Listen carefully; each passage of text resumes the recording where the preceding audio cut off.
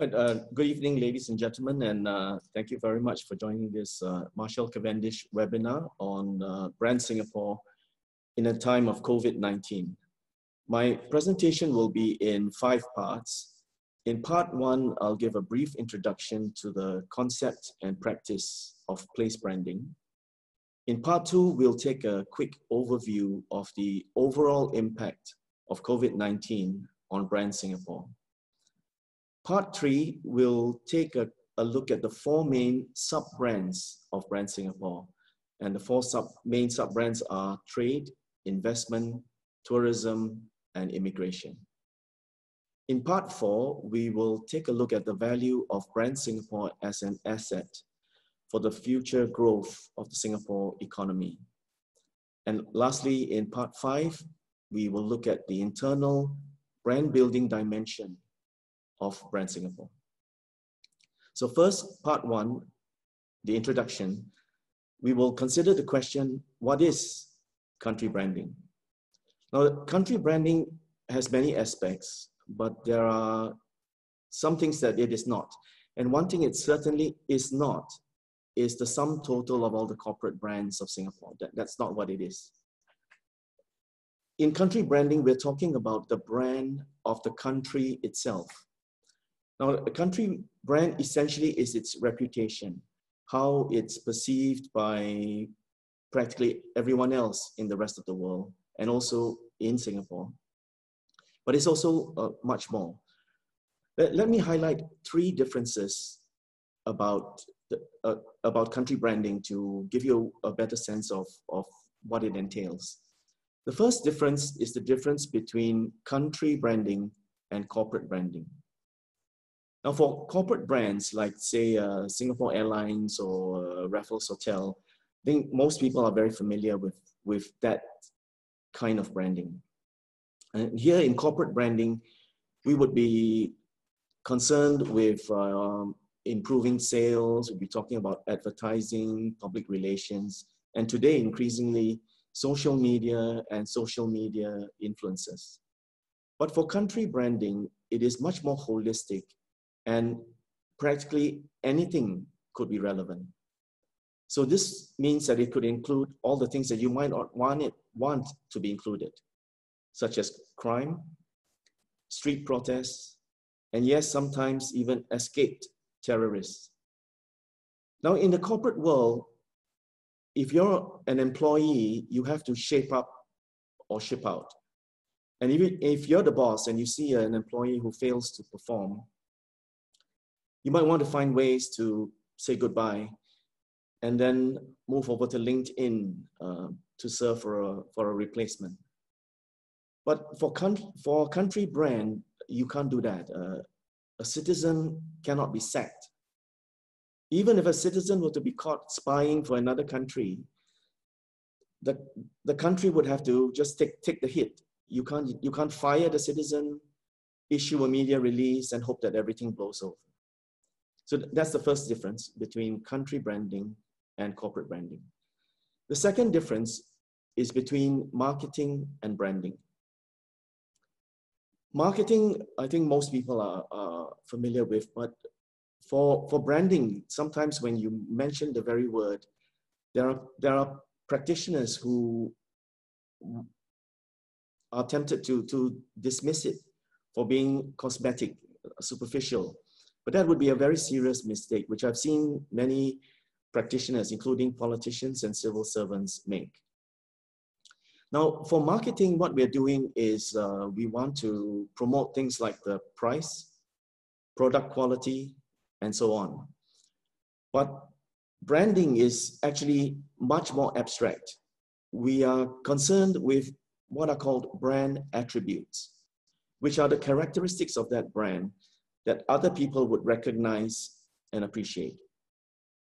In other words, we are concerned with intangibles, abstract concepts about that item, the very idea of Singapore. Now, for marketing, we would sometimes offer discounts or freebies to boost sales. And what's happening there is that Someone is trying to entice buyers with material sweeteners. These are elements of hard power.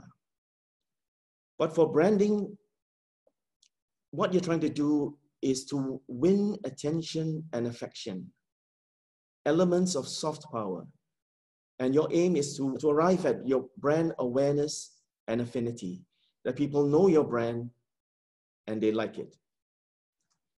The third difference I'd like to highlight is that between external country branding and internal country branding. Now, external country branding, again, is something that most people are very familiar with. For example, a Singapore Tourism Board video on YouTube that's clearly external with the international audiences primarily in mind. But internal brand building is something that is often neglected, and some practitioners don't seem to even grasp it at all. Now, internal country brand building is not so obvious. Let me cite a major recent example to illustrate what it is. Last year in 2019, Singapore marked its bicentennial. And one of the events was this major multimedia show that was on at Fort Canning. I mean, some of you might have attended it. And you might remember at the end of the exhibition, being asked to drop a ball into one of 3 boxes in order to vote for the aspect of Singapore's DNA that resonated most with you in the exhibition. And those 3 elements were openness, multiculturalism, and self-determination. This is an example of an opportunity for internal country brand building. Although in this particular case, I am curious to know whether country branding was foremost in the considerations. I suspect not. I think there were other motivations, maybe social, maybe political. But these opportunities are actually platforms for the government to foster national identity and belonging, which would have outcomes and aspects that go way beyond the political. Now, moving to part 2 of my presentation, I would like to take an overview of the overall impact of COVID-19 on Brand Singapore. In this segment, I have 5 points, 4 pluses and 1 minus. The plus number 1, in these few months, Singapore has shown to the world its inherently high capability to deal with public health crises. Now, earlier this year, there was a study done by a few Harvard epidemiologists, and they concluded that what Singapore did in the first few weeks was what they described as a gold standard among nations. But of course, as we know, in later months, Singapore slipped from this status. Now here, I'd like to use an analogy, perhaps a very Singaporean analogy to sum up where I think Singapore is in the state of play on this point. So Singapore, in its attempt to deal with COVID-19, was like a top student who later didn't do well in one subject, the management of its migrant labor force. Now this is an important subject, but it was nonetheless part of the curriculum, as it were. Now, in saying this, this is in no way to diminish the magnitude of this factor, but to attempt to put it into a more holistic and international perspective. Because Singapore did win international recognition for its overall management of the crisis. And this is illustrated, for example, by an opinion column that was published in the Independent newspaper in Britain just this month in August, in which the writer referred to Singapore as being the safest part of the world to be in during this pandemic. The second plus I'd like to highlight is the political and social commitment in Singapore to effective recovery from the migrant worker situation. Now, as we know, the number of cases has already crossed 56,000 cases. It's a significant number. But what should also be acknowledged is the comprehensive commitment of dedicated resources to tackling this issue, which many countries certainly would not be able to muster. The third plus point that I'd like to highlight is Singapore's excellent healthcare system, which has brought about good outcomes such as having one of the lowest fatality rates in this crisis, just 27, which works out to about 4 per million, compared to the same statistic, which is in 3 digits in most countries. Another good outcome is the fact that we've had very few serious cases, only about 128, which is about 0.3% of cases requiring intensive care. And this is contrast with the intensive care unit beds being maxed out in many countries. Plus point number 4, Singapore has shown itself to be a well-resourced and prudent and cohesive country, allocating $101 billion of relief measures, largely without borrowing. And this has also, not only reflects the political will behind this, but also the people's support behind this initiative. This is kind of collective cohesiveness, which is certainly becoming a rare commodity across the world at this time. The fifth point is a minus.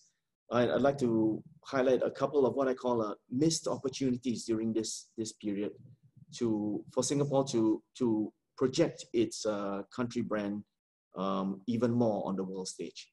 The first is that there could certainly have been more publicity about the aid that Singapore gave to other countries. And the second is that Singapore could have done more to show international solidarity with other countries. For example, in Switzerland, there was a digital flag projection onto the face of the Matterhorn mountain peak. And it contrasts that with our Marina Bay Sands, where we've had the projections every night of the hashtag SGUnited. When Singapore could have done more to extend a hand out to show to the rest of the world that we're all one, as one planet dealing with this major problem. Now, in part 3, I would like to take a look at each of the 4 main sub-brands of Brand Singapore: trade, investment, tourism, and immigration. First, trade. Now, Singapore has been a major trading hub since the 13th century. So this is a blessing of geography that certainly has not changed during this crisis. Now, suppliers and traders have always known that if you wanted to, say, transport ice cream from Australia to Japan, it is faster to ship it through Singapore than to try to go direct. It's a bit like taking a more frequent bus to the bus interchange rather than waiting for an infrequent direct bus. You'll get to your final destination faster. During this time, Singapore has also managed to adjust its supply chain to make it even more reliable by being more diversified and hence more resilient. And we are told that we're now able to import shrimp from Saudi Arabia and hence eggs from Poland. So talk about not putting all your eggs in one basket. The second sub-brand I'd like to look at is investment. And here I have 4 points. The first point is that Singapore has managed to maintain a strong foreign investment pipeline that has been built since the 1960s. Earlier this year, the Economic Development Board announced that it had secured $13 billion of investment commitments for the January to April period. And this was already more than the full year projection for this year of $8 to $10 billion. So clearly, to some investors, Singapore is certainly still an attractive location. The second point is Singapore being valued as a safe harbor. The company Uber announced recently that it was going to delay its planned move of its Asia Pacific HQ to Hong Kong until at least the end of 2022.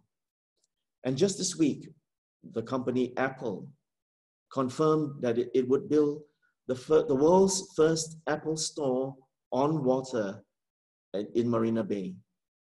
So clearly, to some investors, Singapore is still a place of promise. The third point about investment is that Singapore has managed to enhance its inventory control and further improve it. The whole world, because of COVID-19, is moving from the old model of just-in-time inventory management, which focuses on efficiency and low wastage, to a model called just-in-case, which is much more robust.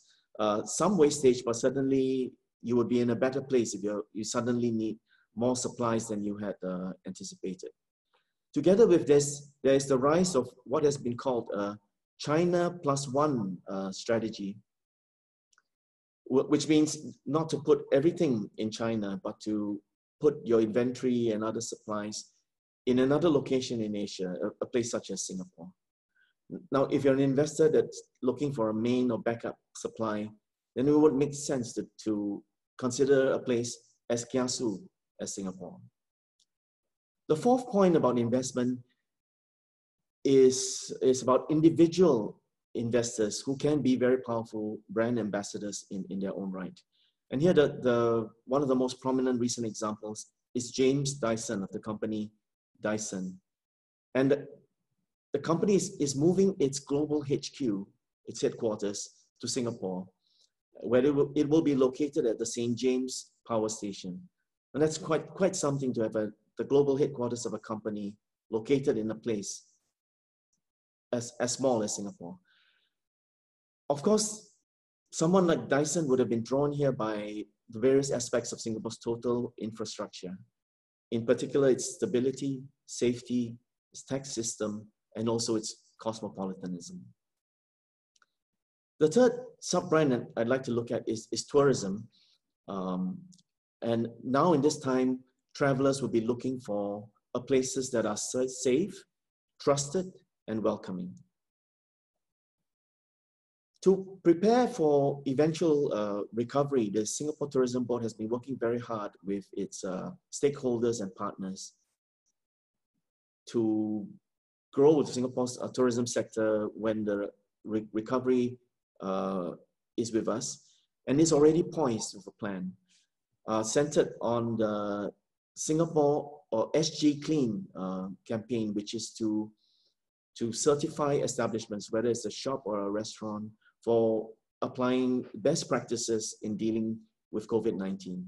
This is similar to the Cool Singapore program that was in place to deal with SARS in 2003. Now, the second point about tourism is that there is an immense reservoir of brand equity that has been built up around the Passion Made Possible tourism concept since 2017. In my opinion, this is the best tourism concept that Singapore has put together.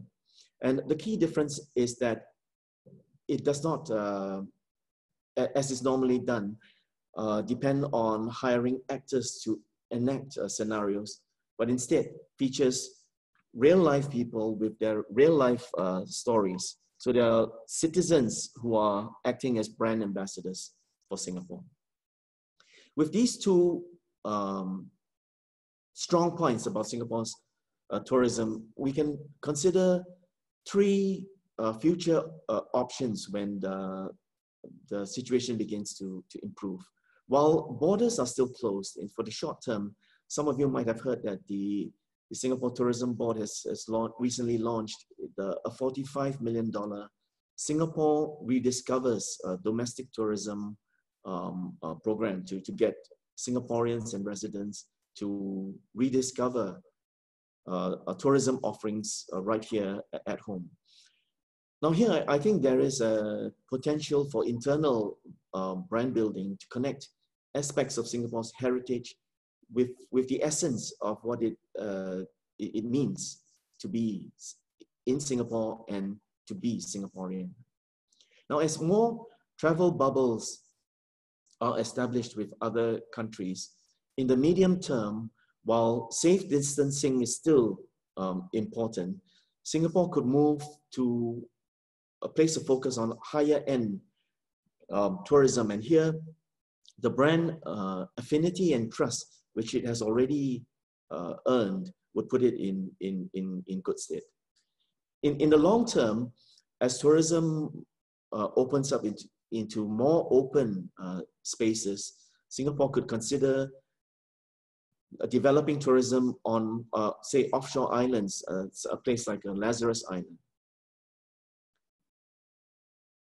The fourth main sub-brand of Brand Singapore that I'd like to look at is immigration that includes relocation. Now, first, those who are here to study. Now, COVID-19 has really upended the whole operating model of universities around the world. But with universities like those, the Ivy League universities in the USA disrupted, universities in Singapore would become more attractive. Like, for instance, the National University of Singapore, which is ranked 11th in the QS World University Rankings, would become a much more viable option in the education field. The second group of people would be those who are coming here to work and live. And of course, they will be drawn here by all the many pluses that Singapore offers. But paramount above all that is the X factor, what I would call the X factor of Brands Singapore, which is multiculturalism. And here there is a clear signature of social harmony and social mobility. And it's something which is recognized internationally. For instance, the Pew Research Center in the USA recognized Singapore as being the world's most religiously diverse country. And anyone coming here to look for that signature of mobility and harmony would see a very, very clear and obvious signs in a place that has a Muslim head of state, an Indian leader of the political opposition, and a Eurasian Olympic gold medalist. In part 4 of my presentation, I'd like to look at the value of Brand Singapore as an asset for the future growth of the Singapore economy. To prosper in future, Singapore will have to do well in 3 key areas. Number 1, to migrate successfully into the global digital economy. Number 2, to navigate adroitly through the new terrain of US-China geopolitics. And number 3, to stay active in multilateral frameworks at a time when the world is seeing a move towards deglobalization and a shift from multilateralism to bilateralism. First, on migrating successfully into the digital economy, Singapore is investing a lot into becoming a smart nation and into new technologies like the 5G networks. And also, in addition to enhancing its position as a global network, connected as a global node, connected in networks across the world. The second point on navigating through the new geopolitical terrain, Singapore is in a rare place among countries to navigate its place between these 2 major powers. Companies from the USA are the biggest investors in Singapore. They account for more than 20% of all foreign direct investment, which is more than all Asian companies put together. And for China, Singapore is the largest trade partner and also the #1 destination for outbound fixed foreign direct investment. The third point, staying active in multilateral frameworks. Singapore has been a torchbearer of free trade for the longest time. We have at present 25 free trade agreements, reflecting what a former trade minister described as Singapore being completely promiscuous with the free trade agreements that it signs with other countries. And it will surely keep showing global leadership in this arena, as also in other areas, such as showing leadership in the community of small states around the world. Now, finally, we come to part 5, which is to look at the internal brand building dimension and how it can help to enhance Brand Singapore. During this time of COVID-19, most things have moved down, but there are two things that have moved up that have to do with the internal brand building: moderation and charity. First, on moderation. During this time, everyone has had to reset their life priorities. The government has had to deal with issues including inequality, which is being exacerbated, intensified competition for jobs, and sustaining what is being called the Singapore core in our workforce. Meanwhile, the corporate sector and the people have also had to recalibrate some of the excesses of materialism. These are both plus points which would enhance the character of Brand Singapore. That's moderation. The second area is that of charity. And here, Singaporeans have clearly shown heart. In the area of volunteerism, we've seen tremendous initiatives in anything from sewing masks to food delivery to the needy. And in the area of philanthropy, the donations by Singaporeans to the main donation platforms came up to around $90 million in just the first 5 months of this year, which is already equivalent to the whole of 2019. So in closing, to sum up the overall picture, yes, the times are tough and it will surely get tougher. But there are reasons for cautious optimism that Brand Singapore will continue to do well through COVID-19 and beyond. Thank you.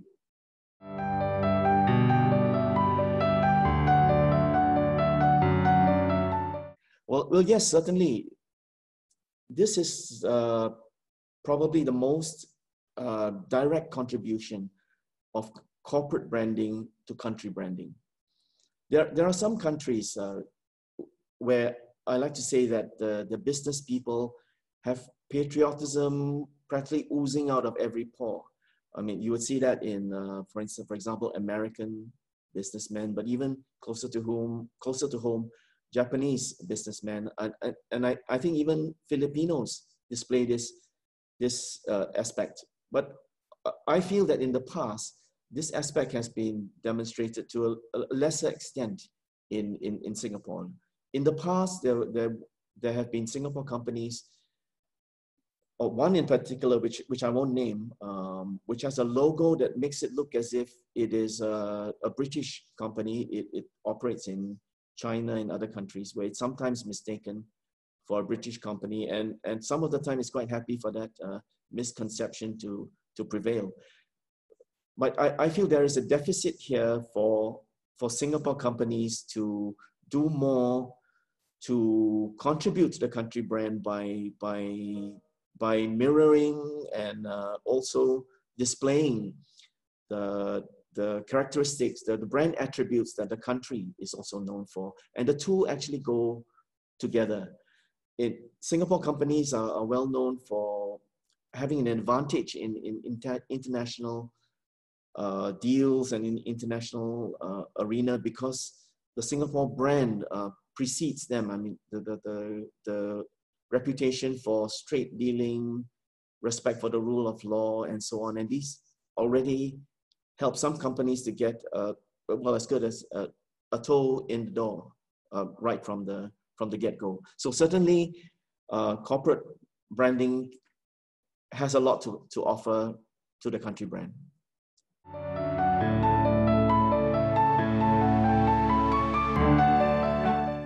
Straight off, my simple answer is that when it comes to how you're going to leverage or make use of brand attributes for your own purposes, I would say it is how you would behave as a person in your interpersonal dealings with other people. I mean, it's a bit like it's unseemly to come across as being too boastful, right? To mention or describe your own, what you think are your own plus points, unless you're asked in a job interview. But usually in a business dealing or in practically any context, it's better to proceed on the basis of modesty. And it would be much more effective if someone else would highlight those positive attributes of yours to your intended audience. This is what is called in the branding industry third-party endorsement, especially someone who is like is completely impartial and there's nothing to gain from it. Someone's not being paid to praise you. So I would say in the same way, in your business dealings and all, in relationships with anyone else, you should follow that same mode of behavior.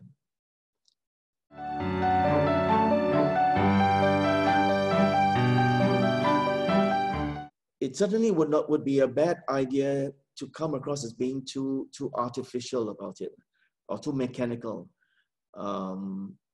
It's a bit like a Japanese company putting Mount Fuji on every page of its publications and every product. In a way, if you've established awareness and affinity for your brand, you don't need to do that, because people already have some level of recognition of your brand, and they know what you stand for. So it certainly would be a bad idea to mirror, as in reflect too closely and directly. It would be much better to do your own thing, be aware of things that you do that mirror or have the potential to reflect and to amplify the brand attributes of the country, and then to continue to promote your corporate brand along those lines, while always being conscious of the indirect contribution that you're making to the country brand.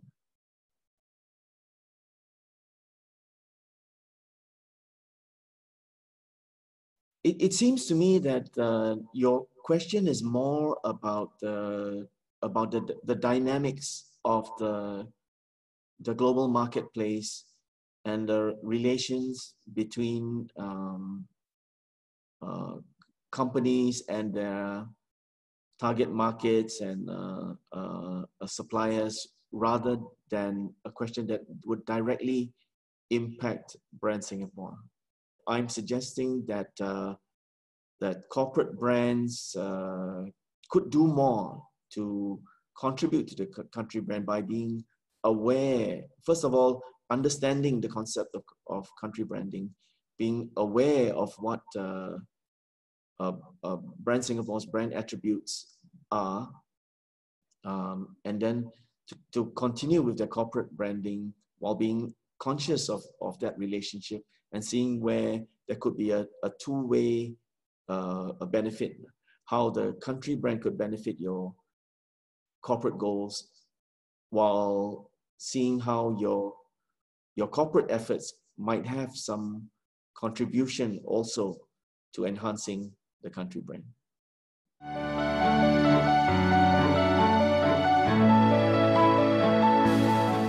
Yes, you're certainly right.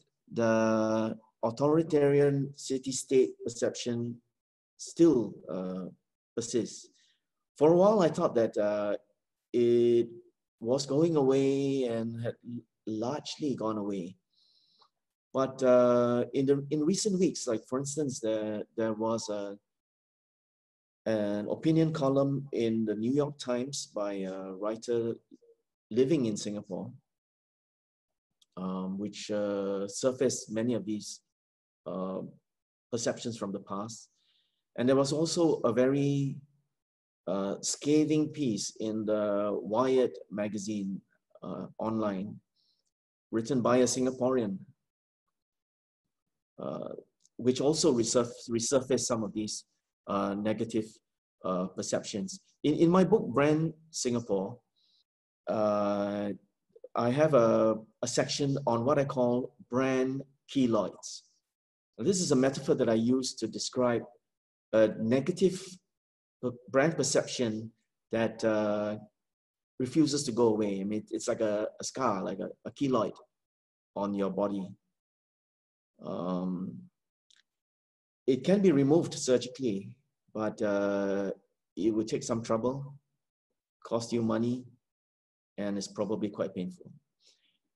By analogy, that would be the same if you wanted to try to remove these negative perceptions. In a sense, it's practically impossible. In order to remove these negative brand perceptions, you would have to visit every person around the world who has these negative perceptions and convince them to change their minds.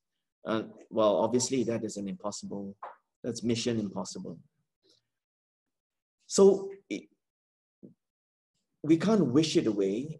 And the second part of your question is, how can we slowly change this perception? Well, the good news is that it can be done, and it is being done, and a lot has already been achieved. Those of you who are of a certain vintage would remember a time when Singapore was called a cultural desert. This was in the 1970s, a time when the musician Kitaro was turned away at Changi Airport because he had long hair. But those days are long past. That is the Singapore of the really distant future. That I guess young people today might be amazed to know that this actually happened here. But the point is that Singapore has already changed its many of its negative many of these negative perceptions about it. Like for instance, the place that the idea that this is a very sterile and boring place has been replaced by Singapore, well, at least pre-COVID-19, being able to even top the rankings of nightlife, best nightlife in Asia. So going from having practically nothing to do to #1 in Asia is quite an achievement.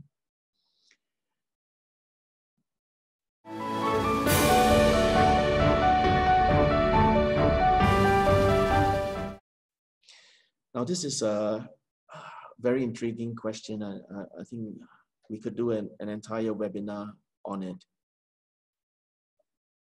What I felt is that actually in Singapore,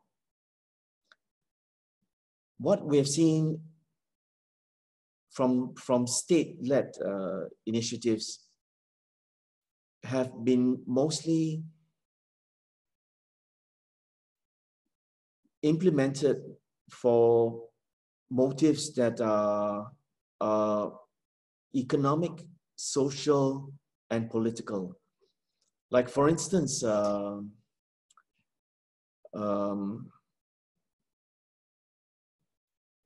we've heard the term unity a lot recently, especially during this time, this is solidarity. It is you could say it is a good example to illustrate the motivations for wanting to highlight this characteristic. There is the economic a purpose, which is to get everyone focused on making it through this period, going for retraining, doing what you can to keep your job, creating new jobs.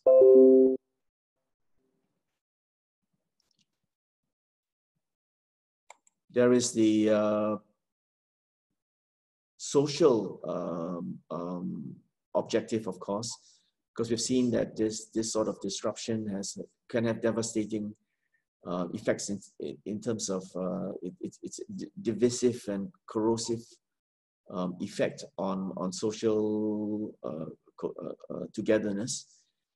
And there's also the political purpose, which is to bring everyone together regardless of their party affiliation. I think most of the time, public education campaigns,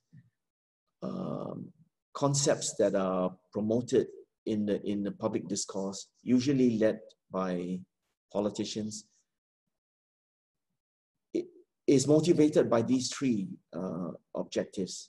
Not so much with a conscious and deliberate effort to enhance the Singapore brand. It's a different way of thinking totally. I tried to illustrate it earlier in outlining the difference between corporate branding and country branding.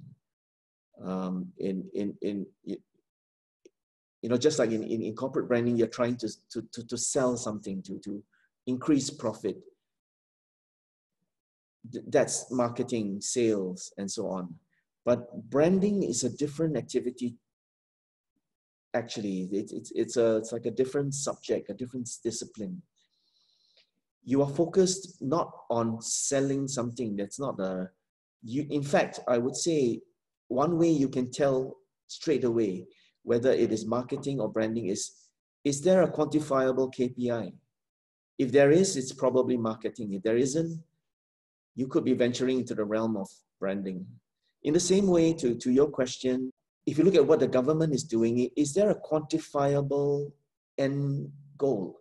If there is, then it's probably economic, political, maybe to a lesser extent social, and less about enhancing the country brand itself. So as to whether and how the government can do better, I'm afraid my immediate answer is that we should really start at square one, which is where most practitioners are. You need to, in the first place, understand what branding is, what country branding is, and then how an internal brand building is different from an external brand building before going any further. So I think to do better, we really are still at square one.